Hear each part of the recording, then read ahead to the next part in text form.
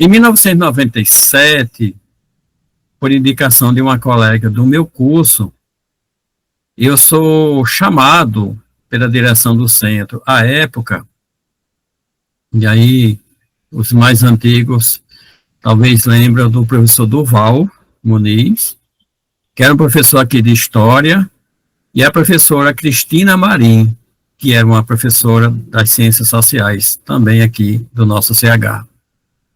E eu fui indicado por uma colega para ser o assessor de extensão do Centro de Humanidades. E eu chego para o Durval e disse, olha, eu não sei nem o que é isso, mas aí ele me convenceu de trabalhar com ele, e eu fui me apaixonando pelo trabalho da extensão. E aí eu fiquei um tempo como assessor de extensão, um período que a gente se reunia em João Pessoa, porque éramos o UFPB, e as reuniões eram em João Pessoa.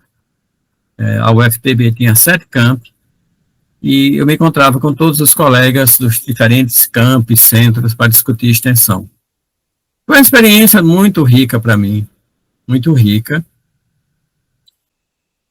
A nossa CEP, né, que agora a Priscila está na coordenação, eu acho este evento, e eu tenho um carinho muito grande por esse evento, porque eu fui um dos, digamos, fundadores, juntamente com o professor Durval, desse evento. O primeiro evento, ele foi realizado em 1997, primeira semana de ensino, pesquisa e extensão do CH. Eu acho que a gente não pode deixar a memória morrer, né, de perder um pouco da nossa história.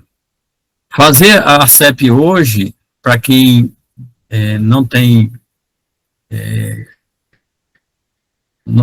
compreensão ou informações de como era essa CEP antes, se hoje está, de certa forma, mais fácil fazer, mas o brilho dela, para mim, permanece.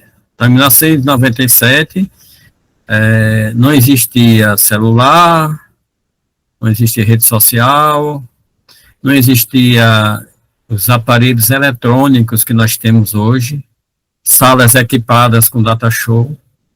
Então, nós fazíamos essa CEP ainda com recebimento de trabalhos escritos, as comissões avaliando,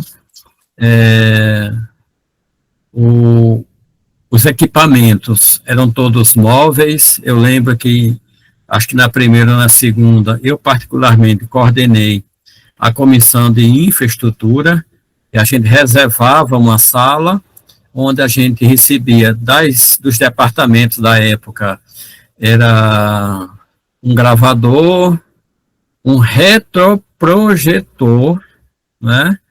E não estamos nem falando aqui de um data show, era um retroprojetor, retroprojetores, caixa de som, suporte para banner. Então, esses equipamentos móveis, televisão, daquele de tubo ainda, quando a gente precisava colocar uma televisão numa sala. Então, era muito trabalho, mas tinha uma áurea, assim, de participação que nos encantava. O evento, geralmente, tinha uma mobilização muito grande das pessoas, não tinha aula durante a semana no centro, e aí tinha um envolvimento muito grande dos professores e alunos. Isso acontece na primeira, na segunda, nessas primeiras que foram acontecendo, e hoje a gente tem ele muito modificado, né, e com muito mais facilidade em termos de equipamento, porque hoje tendo um computador na sala funcionando, ar-condicionado, já é bem diferente do que a gente fazia à época. Tinha um envolvimento muito grande de professores, porque tudo era coordenado por professor, e nessa, né, vamos dizer assim, nessa vibe de botar a mão na massa e de fazer as coisas de uma forma muito manual, né. Os anais, por exemplo, eram feitos livrinhos, né, impressos. Quem quer editar os livrinhos, corrigir os livrinhos, Então, era um trabalho muito grande e ele não era feito em gráficas, era feito, às vezes, até numa própria impressora. Depois, passamos a fazer os anais em CDs, né? Montava os CDs, pagava uma pessoa para fazer a produção do CD e colocava todos os anais nesses CDs, né? Para ver depois. Então, era e continua sendo um evento muito importante, que para mim, eu acho que a gestão tem que ser sensível a isso. É o único evento no centro que reúne o ensino, a pesquisa e a extensão. Então, pensar a CEP como esse conjunto de atividades, dessas 3 dimensões do trabalho universitário, para mim, é o que dá muito o sentido de universidade. Então, a gente tinha conversas, diálogo com quem fazia ensino, com quem fazia extensão, com quem fazia pesquisa, todos do centro, e a gente conhecia muito mais a potencialidade do centro. A palestra já foi uma contribuição, inclusive, para falar um pouco sobre a universidade, né? O que é a universidade no final do século XX para o início do século XXI, né? O primeiro quartel, né, do século XXI. Então, muitas coisas eram diferentes do que a gente tem hoje, né? A gente pode pensar na questão das técnicas, né? Como elas mudaram a nossa vida e como também mudou, né, um pouco do que a gente faz na universidade. E eu queria te perguntar um pouco sobre a CEP, né? É um evento que a gente agora está organizando também, e tu tens, assim, muita coisa, né? Assim, muita bagagem, né, em relação a esse evento devido à própria experiência. Aí uma das coisas que eu queria te perguntar, professor, é qual a razão, né, da criação da CEP, né, como é que foi esse processo, como é que foi essa coisa da gestação, né, desse evento em si, qual era o propósito, o que se modificou ao longo do tempo, né, o que ficou de bom, e o que poderia ser melhorado, como poderia ser melhorado. Priscila, a gestão de Durval e Cristina teve eu vou chamar de metodologia que eu achei muito interessante. Então, se você chegasse lá no CH, que a gente chamava, ali no Hall das Placas, a direção era ali no Hall das Placas, e chegasse com a demanda de ensino e fosse falar com a Cristina, ela dizia, procure Durval. E se você chegasse com a demanda administrativa, ele dizia, procure Cristina.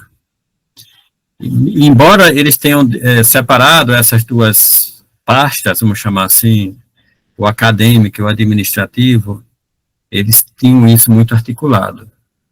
E a necessidade de fazer a CEP, eu lembro que eram conversas que nós tínhamos, não só eu, com os colegas, professores, representantes da extensão e da pesquisa nos antigos departamentos, mas também com o Durval e a Cristina. Então, era o desejo de fazer um evento em que pudesse reunir os colegas professores, alunos, né, para mostrar para a sociedade o que o CH fazia em termos de ensino, pesquisa e extensão. Né. Então, essa foi uma das coisas que motivou muito fazer essa semana. Então, a gente sentia muito essa vontade de mostrar nosso centro. Né. E o engajamento, como eu falei, foi muito grande.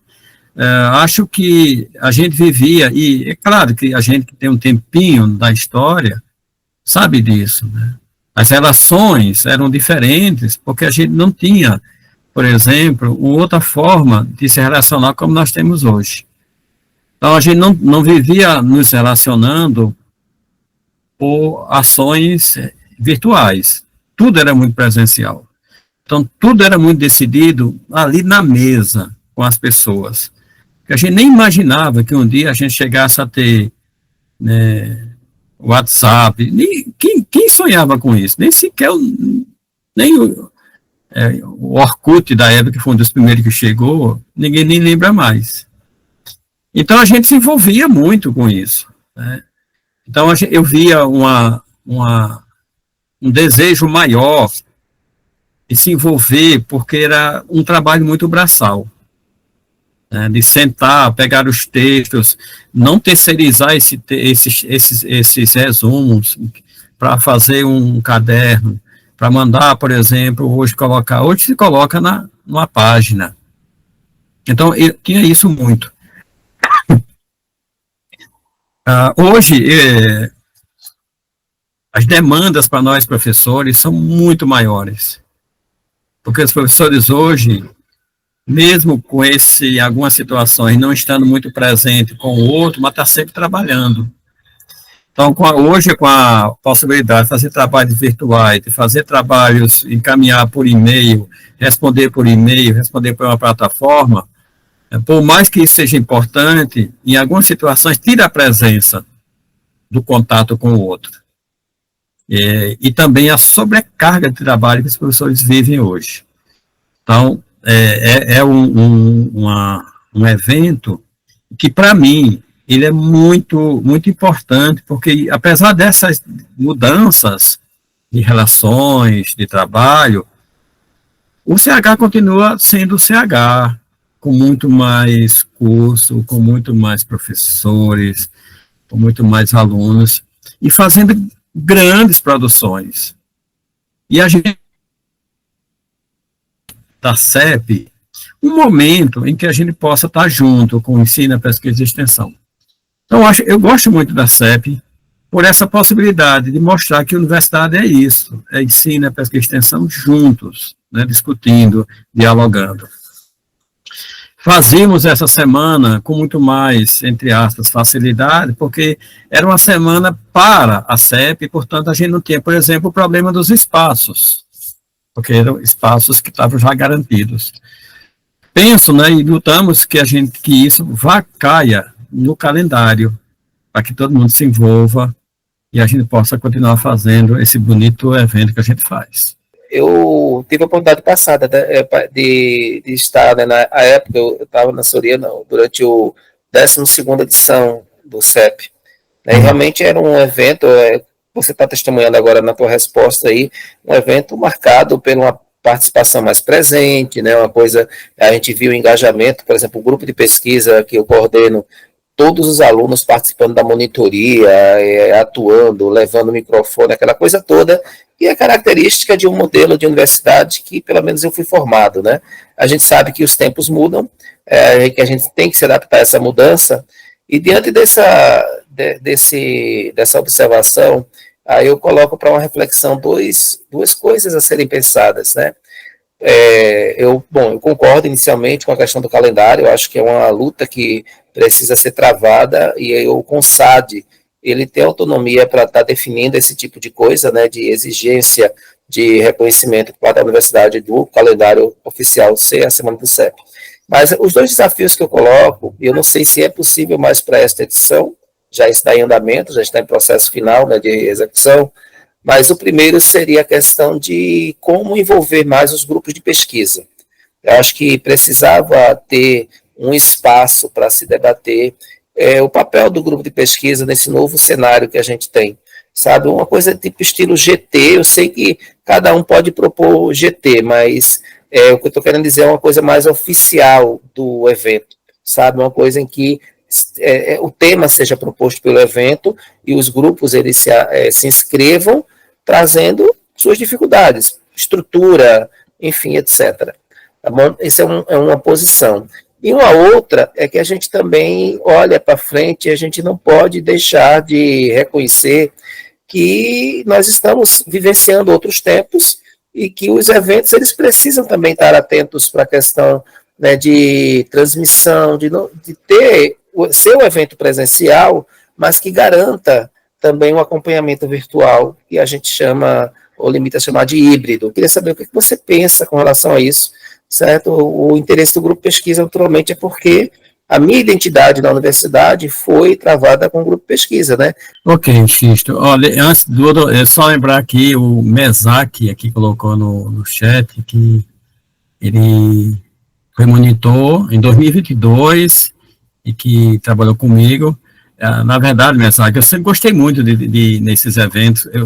uma comissão que eu tinha, sempre gostei de trabalhar foi com os monitores.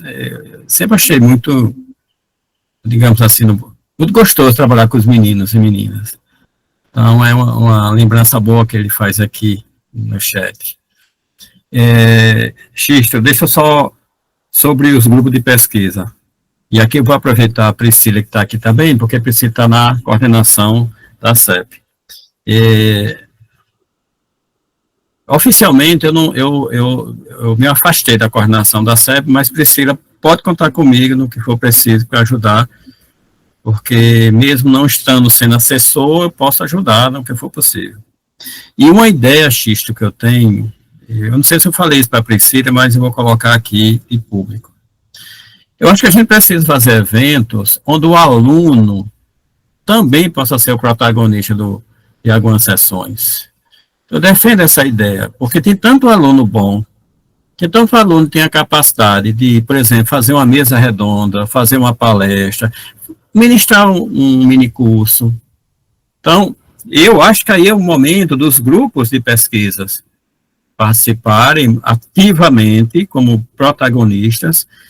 Vocês que coordenam os grupos de pesquisa, vocês sabem, por exemplo, estimular um aluno, sabe quem é o aluno, que tem condição de escrever lá, participar de uma roda de conversa, participar de uma discussão numa mesa redonda. Então, eu não sei se eu falei para a Priscila, mas aqui eu já coloquei alguns momentos. Pensar também espaço nesses eventos que seja do aluno para o aluno ou do aluno para o professor, né? Porque só o professor pode propor participar de uma mesa redonda. Às vezes o aluno, mesmo da graduação, e porque eu tenho um certo cuidado com isso, porque às vezes a gente não olha para o aluno da graduação como um aluno que pensa bem, que escreve bem, que defende boas ideias. Às vezes a gente tem uma certa, digamos, mania de achar que só quem faz isso é quem está na pós. Mas tem muito aluno da graduação, eu mesmo conheço aluno aqui da pedagogia, e já ministrou o curso que eu ficava me babando com a aluna, falando, e, poxa, que capacidade dessa aluna.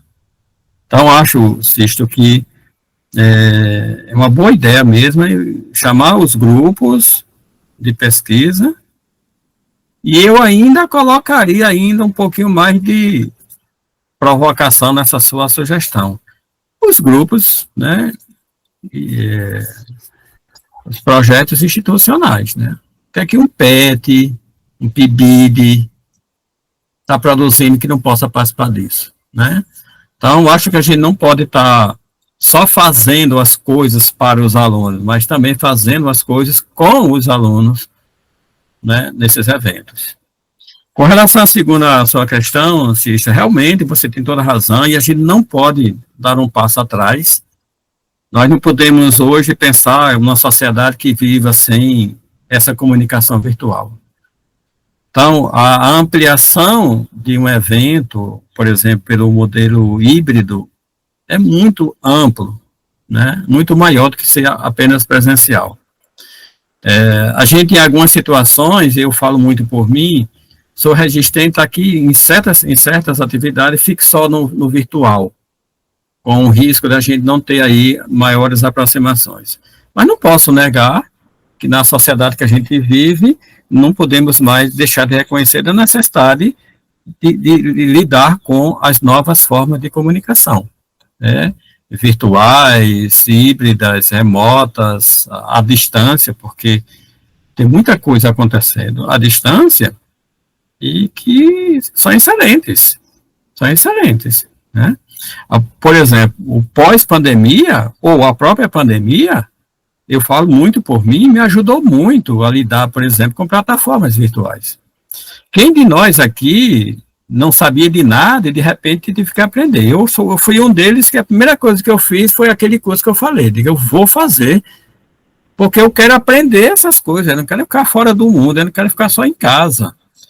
E confesso a vocês, o meu grupo de estudos, Diálogos Freirianos, ele é remoto, ele é virtual. E não tem sido ruim isso. Então, a gente tem sim que continuar pensando assim, quando possível, momentos presenciais, quando possível, também momentos remotos, virtuais, à distância, híbridos, né? Então, acho que é uma questão que a gente não pode deixar de pensar. Então, obrigada, professor. Muito obrigada pela presença de todos.